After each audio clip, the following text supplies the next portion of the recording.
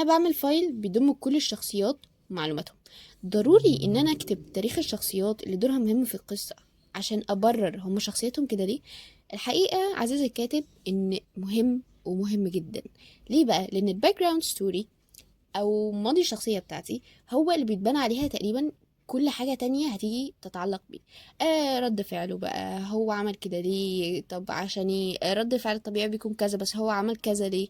التروما اللي جات له، التكنيكس اللي هو حتى يعني اسلوب تفكيره ذات نفسه بيعتمد على الماضي بتاعه.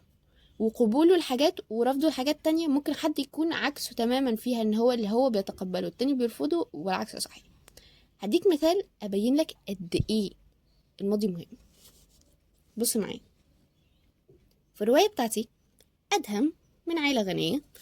أمه من وهو صغير بتعامل أي حد فقير أو مش من مستواهم بأسلوب سيء جدا. حاول يفتح كذا مشروع لكن بفلوس أبوه وفشل، وحتى الآن مازال عايش على فلوس أبوه. المهم، إيه اللي حصل؟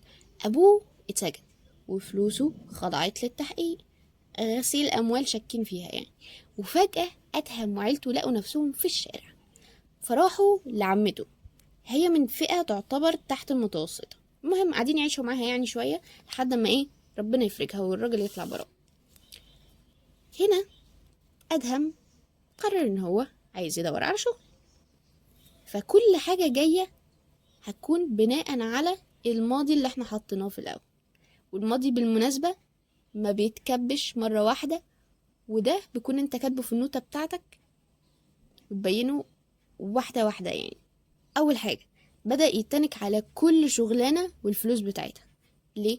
لأن هو أصلا من عائلة غنية، فهو في العادي في إيده مصروفه بيكون أرقام.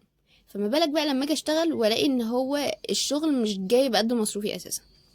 2، بيعامل عمته وعيلتها زي خدم. ليه؟ بسبب تربية أمه ليه.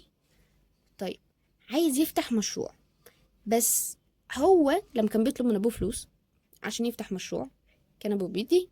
فهو متخيل ان اي انفستور او حد تاني او صحاب ابوه او يعني من الناس دي لما يجي يعرض عليهم الفكرة بتاعته هيدوله فلوس برضو يستثمروا فيه.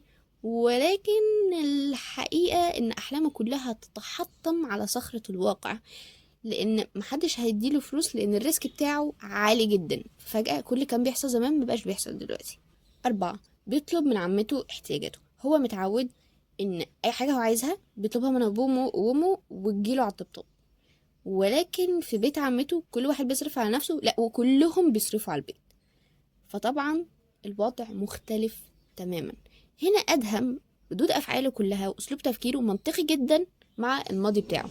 احكي لي بقى عزيزي الكاتب، لو انت غيرت شوية في الماضي ردود الأفعال دي بناء عليها هتختلف ازاي؟